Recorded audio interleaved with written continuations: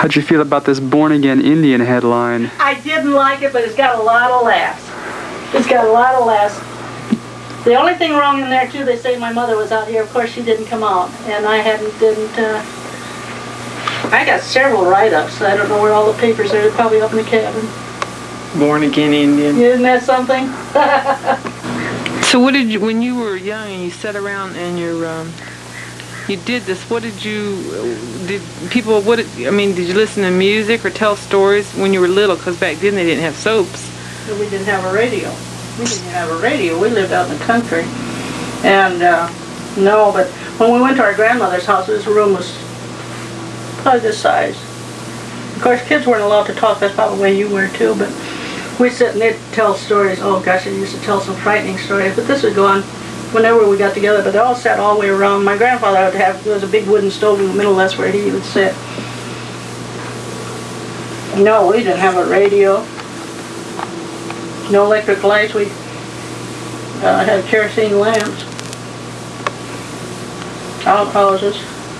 Okay, this is separating that into sizes here that I work with. And this hair that I separate these quills from, if the porcupine lived long enough, each one of these hairs turns into a quill. So, and I never did a quill box until I've been doing this work about 4 or 5 months, because I was probably just 8 years old when I was doing this when my mother was home. But I was sitting in a motel up in Petoskey, Michigan, and I used the white part of the bark. Would you hand me that bark over there? To see what it would look like with solid with the quills in the background. Just lift it off. And this is the sweetgrass here. This part here, see, I cut this part here to make it look, I put the grapes on there. And that was my first quill box I did. This part here was birch bark. I didn't make a solid quills, and I did this, but it was so funny. Instead of being straight across here, it was just waved like this. I was so excited about getting this quill box that, I don't know, I think I probably gave it to my brother.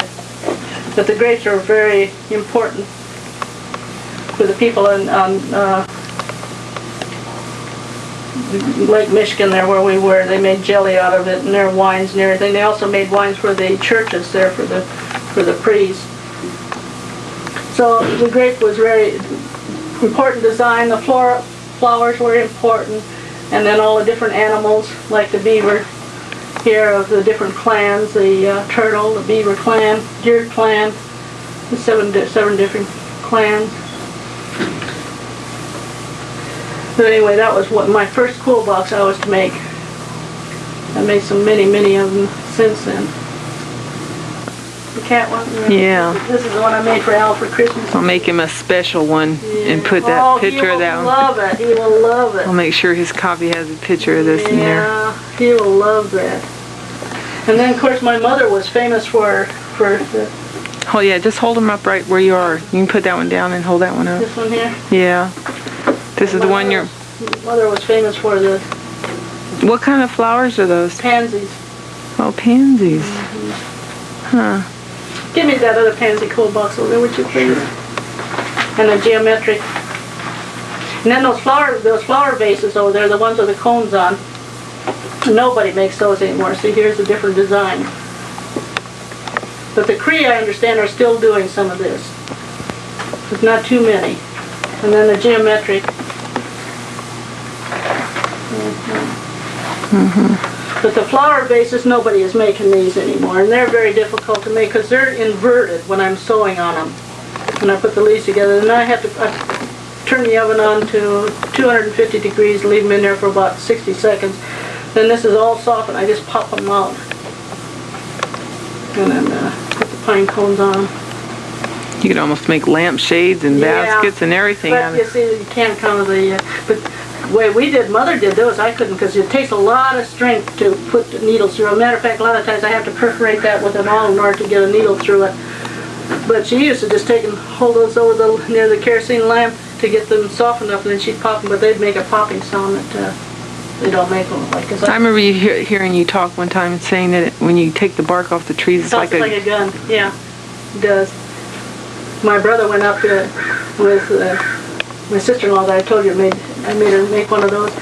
And that just scared her, and it just tickled my brother because there had been so many years since he heard that the bark actually pops off the tree once you pull the knife down on a tree. So I don't know what else there's. What will be lost when no one does this anymore?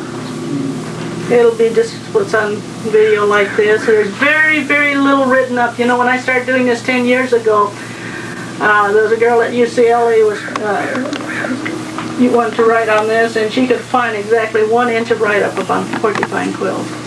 The German people were the only people that really did, that they even took our tongue, our language, and wrote it down. They were, I guess if anybody really wanted to know, they'd have to go there to find out. They wrote our language down, and they had a lot of our work. They were really interested when they come up.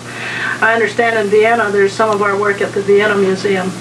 But again, see, they didn't know how to take care of it. The quills are the bugs dislike them real well. Other than that, why they would stay indefinitely. It's just like our hair. It just wouldn't disintegrate. I used to have my mother's prayer book in Indian, because all the wakes were, you know, said in Indian and everything. But I wanted to say, stuff like this, it wasn't made before the white man. This was made for trading purposes. This was made for jewelry boxes and things like that. Now, what few like I make are collectors collect them. It's strictly for collectors. This is the house I was born in, right here. My grandmother used to work right by this window because this is where the light would come in from the, and she'd sit there. There was another, further on down here, was another window that she sat by. And these were 2 stories houses. The bedrooms were up here. And each one of these were owned by Indian family. This is a church here that the cemetery is in back here, where just Indians are buried. This Catholic church here. Almost all of these homes, my Uncle Ben, my grandfather's brother, lived in this house. And Uncle Frank Gilbo, he lived in this house right here. And other Indians, I can't think of their names offhand, that lived here. But all these homes either fell apart. As you'll notice, these are the only 2 log cabin houses here. Here are the only 2 standing. I've had this reconstructed here, and there's only 8 logs that had to be replaced here. Oh, so wow. Everything is original. The roof had to be remade. And the trees are all grown here. They figured that this was built in the late 1800s or 1849 or on or thereabouts. So you got land, that's for your land? Yes, I own that plot there, but also about 5 miles up further where when my mother and dad got married. And that's where is that at now? This is called Goodhart, or Middle Village. In Michigan? In Michigan, so about 31 miles south of Mackinac Island. Yeah, and then my dad bought 80 acres about 5 miles from there. Is where we live, where my sister and brothers were born. Okay. If we can just have that for about 10 more seconds. Okay. Don't move it if you can help it. This actually looks amazingly good. I mean, it looks like we're there. I know. That's what's so nice about the camera. You can just do... In fact, you know what you could do is... can you kind of pan it? I did. That's what I just did. Oh. No. Okay. Okay, let me find my grandfather's. Okay.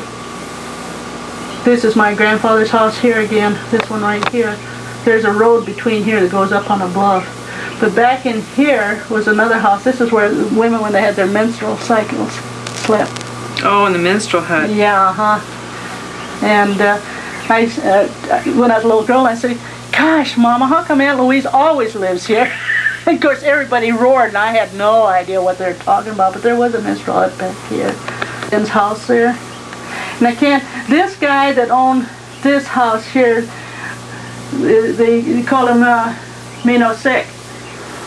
And there was a law against the Indians drinking up in Petoskey. It was about 20 miles from there. He walked in one Saturday morning and he begged for a drink. And he told the bartender he was sick.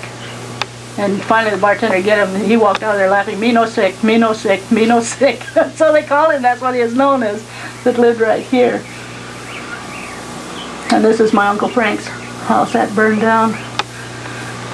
Yes. And this is the gal that, girl that played with here, Casper is her name. She still lives in Harbor Springs. It's just about 10 miles from there. What the heck is her name? She's got cancer, which is unusual for Indians. They have cancer. But I know my little names will come back. Chingwa. And then the sand dunes, you said, is where you and your brother We used to play, yeah. And the one and only thing I ever stole in my life was from my aunt, a pair of glasses, and I buried them there. But I was fascinated by glasses. And I had them on, and I couldn't see anything, and I heard them calling my name, and I buried them. I don't know if they ever found them, but I got a blistering for that one. But that's the one and only thing I ever know that I ever stole. And I didn't really steal them. I did them to see what I looked like. And now you wear glasses. Now I wear glasses. My eyes were sensitive, I'd wear the contacts. But this is just gorgeous. See, this is in the fall. There's no foliage on anything here. But there's big trees between this building and the other one now. And you go back? Every year. But there's only 8 logs having to be replaced. That's how well, they're...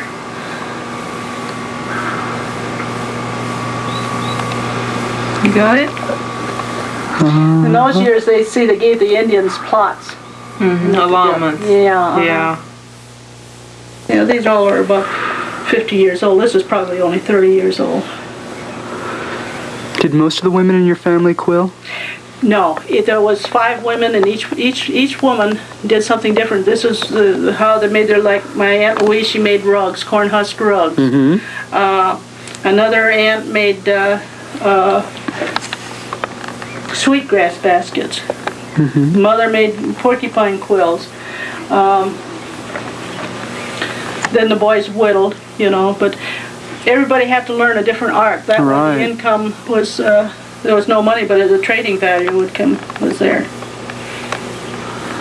But my mother was considered one of the best in her. But see, her eyes were fading. But see this, and she was the first one to start shading too. She started doing this probably in the 1930s around the animals. And then she'd make the legs and things like that. Other than that, everything was solid. It was just the outline of it. Like this, see? There's no breaking of the legs or anything. Oh, so she introduced a new style. Yeah. Well, my mother was the only one who went to a convent. She went to a convent in Harbor Springs, was educated there to 8th grade.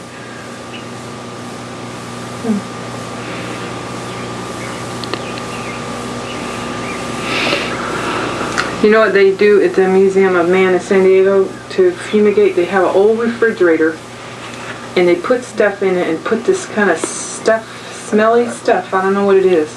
And then they leave stuff in there for a couple of hours.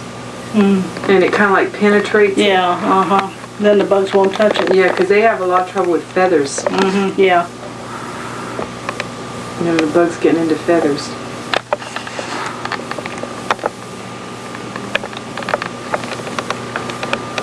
Oh, I didn't get Elle's deer in here. See? That's what I was going to do. This was made in 1960. This one here. And your mother made that when you got for him when you got married.